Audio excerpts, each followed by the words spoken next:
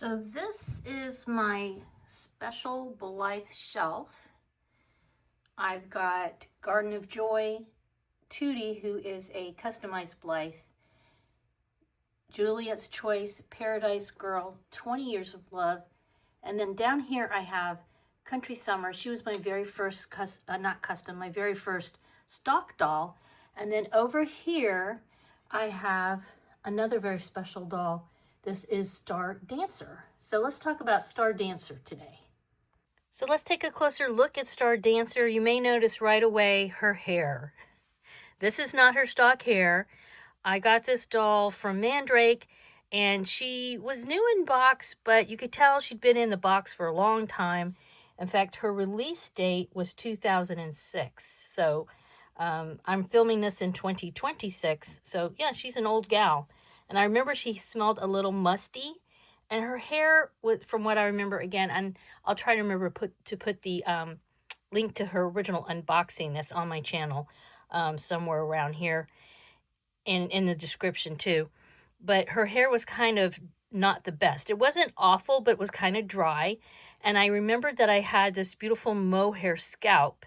And while I don't condone altering stock dolls, especially doing massive customization, I am okay with doing things like switching out the scalp, because I already have her old scalp and I could always put it back. It's not a permanent change to her, let's put it that way.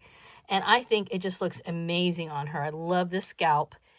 It looks just so pretty. And originally her hair color was called ash blonde.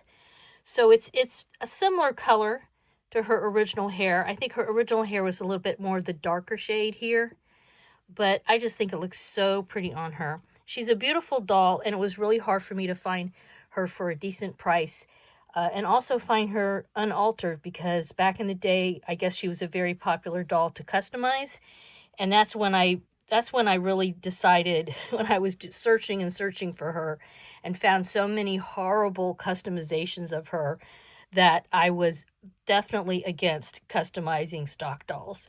Unless there's something wrong with them, like sometimes I'll see dolls that maybe have like a discoloration on their face and that kind of thing. So that makes sense to customize and carve and that kind of stuff. But anyway, you can see she's got little earrings. She's kind of a basic doll, but she did come with two outfits. The outfit she's wearing now, oh, I need to tighten this up. The outfit she's wearing now is actually one I made from the Hannon book. And I thought I was going to change it out, but I don't know. Now that I'm handling her, I just really like her in it. But she does have some really cute stock. She has a crocheted poncho and hat, and sort of like a bohemian little flowered dress.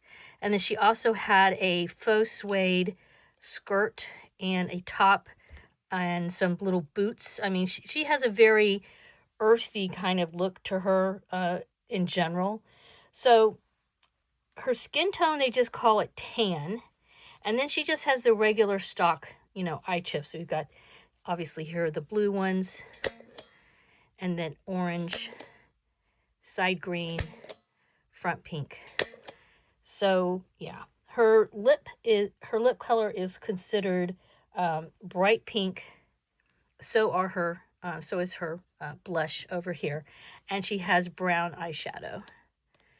You can see that.